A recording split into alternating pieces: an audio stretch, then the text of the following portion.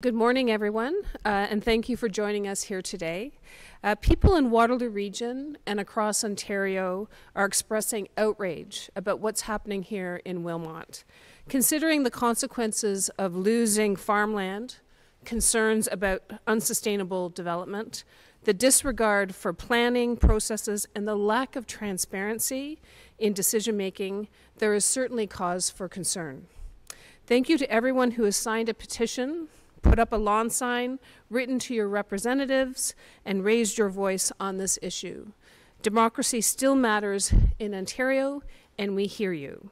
Now I'm thrilled to introduce Marit Stiles, leader of the official opposition. Marit and our team led the fight on the Greenbelt scandal, and she is fierce, and she's in the right place today. Thanks, Catherine.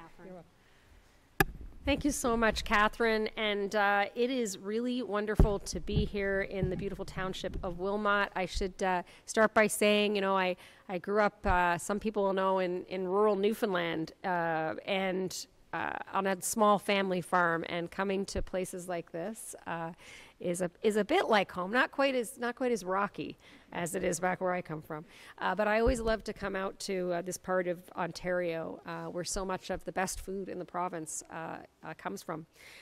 It's a tight-knit farming community and some of the most pristine, prime agricultural land in our beautiful province. I'm shocked at what's happening in Wilmot, and it seems eerily similar to what we saw happen with the Greenbelt. In March, 6 farming properties and 6 residential properties in Wilmot were told that the region of Waterloo wanted to purchase their land with no explanation given, no respect given to the people whose homes and livelihoods and families have relied on these lands.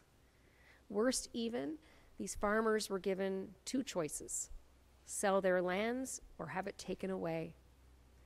What kind of choice is that? I'll tell you what kind of choice it is. It's a false choice. It's a choice that has no respect for the people whose homes and livelihoods and families rely on these lands. Doug Ford and the Conservatives have a habit of forcing unilateral decisions on people without any consultation. We saw this same story play out with the Greenbelt, as MPP Fife said, and there's no way that I want to see it play out again here in Wilmot. Wilmot farmers will be the first ones impacted by this plan, and honestly, I think that's why they haven't been consulted. Who does this government think they are? Wilmot farmers are people too. They deserve answers, and we're here to make sure that they get them. The community is united against this decision. 2 weeks ago, a petition was launched calling on the region to stop this expropriation, and it already has way over 30,000 signatures. Rural communities like Wilmot are the heart and soul of Ontario. Doug Ford has overlooked rural concerns time and time again, but we're going to get to the bottom of this, just like we did with the Greenbelt. I'm going to turn this over now to Eva Wagler, the co-owner of St. Jacob's Food, who has been so kind to host us here on their farm this morning. Thank you. Please. Good morning, everyone. My name is Eva Wagler, and this is my husband, Tim. Welcome to our cabbage farm, the home of St. Jacob's Foods. We grow different varieties of cabbage, which are started from a seed and then processed into sauerkraut and sour cabbage, all of that on this farm. I came from the Czech Republic to Canada almost 16 years ago and started working for Richard and Cheryl Good. I knew absolutely nothing about farming or making sauerkraut, but it all started here on this farm. I was not born here and it did not grow up here like some other farmers, but it sure feels like it. Long story short, 7 years later, when the Goods decided to retire, Tim and I bought the sauerkraut business. We rented the farm from them until a little over 2 years ago when we were able to purchase this beautiful property. I still actually can't believe that we were able to do it, and I must say that the only reason the Goods sold us their farm was because they knew we will continue to farm and grow our business. They were not interested or willing to sell just to anybody and move on. but they agreed to sell to us to help us grow. And now we don't even know what the future holds. We have expanded our business, and now we also sell into other provinces. We have worked so hard to get to this point where we are now.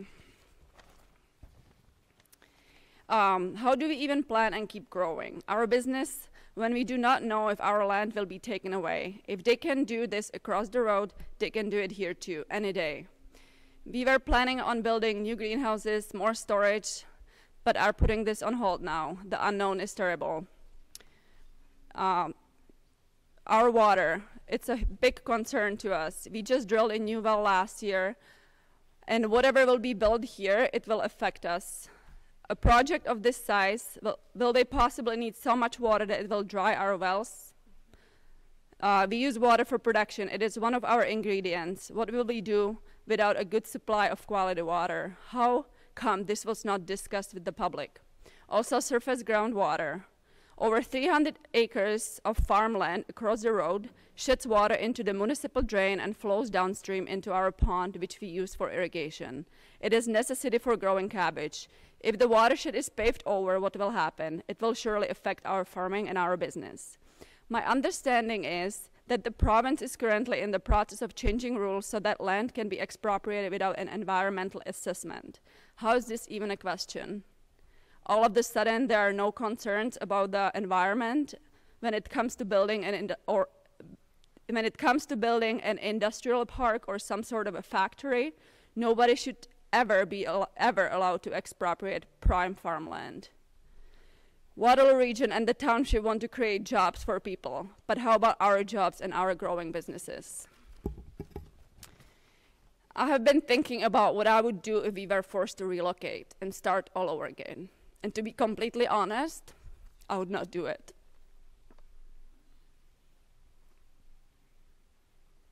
I think I would just give up on my future plans and on the business.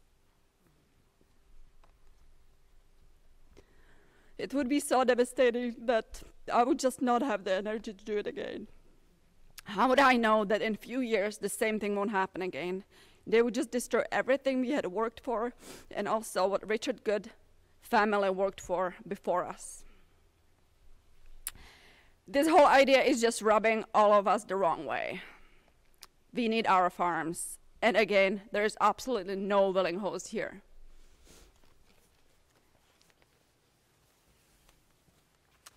Wow. To help put that into perspective, this farm we're on here, I believe, grows almost 500,000 pounds of cabbage and sauerkraut every year. This is what's found in grocery stores across our province and across our country. The impact on just this farm, and yet what we're seeing will impact many farms in every direction. My name is Kevin Thomason, and I'm Vice Chair of the Grand River Environmental Network. Our members advocate for the environment across the entire Grand River watershed, from Dundalk all the way down to Lake Erie. There's so many concerns with what is being proposed here. We were on the front lines of the Greenbelt scandal. We knew then that things just didn't add up, just didn't pass the sniff test, and just didn't make sense. And we're seeing that same things again here. There's just too much secrecy, too many things happening in closed-door meetings, behind the scenes, in back rooms, with no public engagement, no public consultation, and contrary to all previous planning. What's being proposed here isn't just this mega industrial site of 770 acres. To put that in perspective, it's an 8.5 kilometer drive around that parcel of land. It is a massive area that's being potentially expropriated. But it is also being run in parallel by a massive expansion of New Hamburg and Baden, where the municipality of Wilmot has asked for thousands of homes, tens of thousands of people to pave over well over 1,000 acres of farmland there directly adjacent to this. All without a single public meeting as well, without a single study, a single report, a single environmental assessment, or anything. It's also incongruent to any previous planning or any expectations that anyone here has had or has had for what to expect for the future.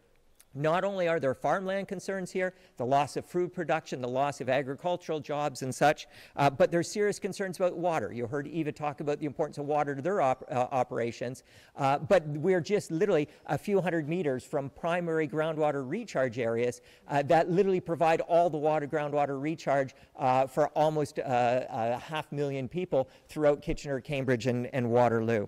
In addition, there's sewage and wastewater concerns. The Ninth River is already at a similar capacity, with almost no capacity for additional expansion. And so there are also concerns with traffic and with roads and how to get all the things that industrial sites need, like electricity and rail access. There are just so many unanswered questions here. We're already losing 300 acres of farmland a day. That's up almost 50% just in the last few years alone. That is totally unsustainable. We can't keep losing so much farmland at a time that we need more food, more local food, and more resilience than ever. We need this absurd megasite relocated and massive expansion planned with proper public consultation, with the proper studies, with the proper planning, with the needed community engagement. We need people to speak up for the future that they want to see. Thank you. Thank you, Kevin. Thank you, Ava. Thank you, Catherine. You can hear here what this means to farmers, to the community. It's not just, you know, some faraway place. This is about people's lives, their hopes, their dreams, their livelihoods, their families. It's about our environment. It impacts communities far afield from here, and it impacts our food security as a province and as a country. So we agree with Kevin that this does not pass the smell test. Just like we saw in other deals that were being made behind closed doors not so long ago with the Green Belt, and we're hoping that by being here today, we can draw a little attention to what's happening, hopefully turn the tide a bit on this decision, and also just get some answers. Get some answers for people here. Later on tonight, we're going to be holding a town hall with community members to hear a little bit more about that, and also to hear what other communities have done to organize, to push back, and what the next steps are here. And with that, very happy to take any questions. We'll go with that in person first. Terry Pender. Hi there, how are you? Good. Yep. Right. What do you think the province's role is in this, and why do you think that? Well, look, I mean, the Premier all but admitted the other day that the government has directed the consolidation of land. So what we don't know, or he hasn't shared with us what he might know. We don't know what the plan is here, but we do know, and I think that's the other reason we wanted to be here today, is that this may be happening across the province. And it's this, as I said yesterday, I think that what's happening here, it's the canary in the coal mine. So we don't know what he knows and where the direction is coming from, but we do know that other consolidation of land has been directed across the province. We see legislation changes to the rules that we think are going to make this easier, unfortunately. And so we're calling on him, the Premier and his government, to come clean about what's happening here. What would be the proper way, in your opinion, to go about something like this? Well, first of all, let's try consulting with the people that are going to be impacted. People deserve to know why this is happening here, what the intention is, what the plan is. That's the number one piece, I think, is just transparency. The fact that everybody here has been left in the dark about what the plan is, the fact that we don't even know what kind of assessments there would be, what the impact will be, and I think, you know, to be fair as well, it's about giving people here a fair and full picture and information about what is being planned. It should be up to them. It should be up to them. It's about giving farmers a full picture and information It's about the government working with them, not, behind some closed doors somewhere, and having a conversation. And too often, I think what we see happening, and I just came from a meeting with big city mayors in the province of Ontario, and we see it happening all too often, where decisions are made by this government, and sometimes by other levels of government, without conversation, without listening and learning and full, fair consultation. So obviously we are deeply concerned about what the impact's going to be. We're trying to prevent this, but we're more than anything, we want to know what we're dealing with here, and the people of the community deserve to know. Yeah, that's what I would say. Please, yeah. So there's one key piece, though, is that there's two pieces of legislation that are before the House. One is the Get It Done Act, Schedule 1, allows for increased expropriation, lowers the bar around environmental assessments. But the thing is that what's happening here in Wilmot is why the RCMP is investigating Doug Ford. And so what essentially Ford has decided is that he's just going to push this all underground. So this is all happening outside of the purview of the public because he got caught. And that's why the RCMP is investigating. That's a criminal investigation that would have cost people $8.3 billion. So this is his new attempt, really. One farmer described it as stealing land. And we agree. And so this is a premier who doesn't feel that democracy impacts him at all. And we're really hopeful that RCMP investigations finds him guilty of the criminal charges against him. Mm-hmm. Thank you, Catherine. Similar, Jeff Devil, CTV. When the premier was in the area, said he didn't like how it was done, but supported the concept of what was going on, paraphrasing, obviously. Could you just maybe speak about how your opinion differs from that opinion? Oh yeah, well, what exactly is he talking about, first of all? Could he share that with information with the people who are standing with us here today? He comes out here and talks like he has some inkling about what's going on and doesn't like the process. Well, we don't understand what's happening. These folks deserve to know what the plan is and why this is all happening, why they're getting these, kind of sneaky behind closed doors offers. I think it smells really fishy.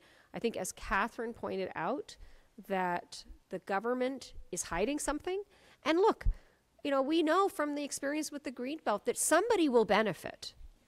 Somewhere along the line, somebody benefits. And it's not, for the most part, based on what we've seen from this government so far, the people of Ontario. It's not the local people who are going to benefit from whatever's planned here. I don't know. We don't know what is planned. But again, for the premier to come out here and say he just doesn't like the way it's being done, but he agrees with the concept, what is happening? What does he have planned for the rest of this province? As Catherine pointed out, we see legislation coming forward that is basically going to allow... The premier didn't get what he wanted to get out of the Greenbelt. He didn't manage to give those sweetheart deals to those developers and land speculators who go to his stag and doe and go to his family events and donate to his party. And now, because he didn't get what he wants, he's trying another route. It isn't over yet.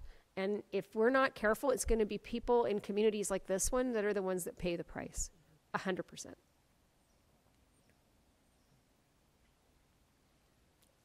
Thank you.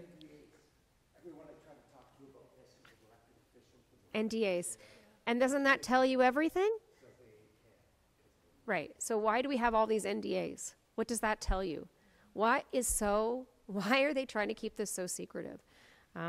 Again, the government should be, if the government wants to do something here, they need to be upfront and transparent to the people that are going to be most impacted. And we need to know as well, and we mentioned this earlier, that the proper environmental assessments are done. But look, at the end of the day, they need to, this is going to destroy people's livelihoods, their hopes, their futures, and this government thinks he can just bulldoze right over the people of this province, this premier. Well, we're not going to have him do that. And I think that's and we know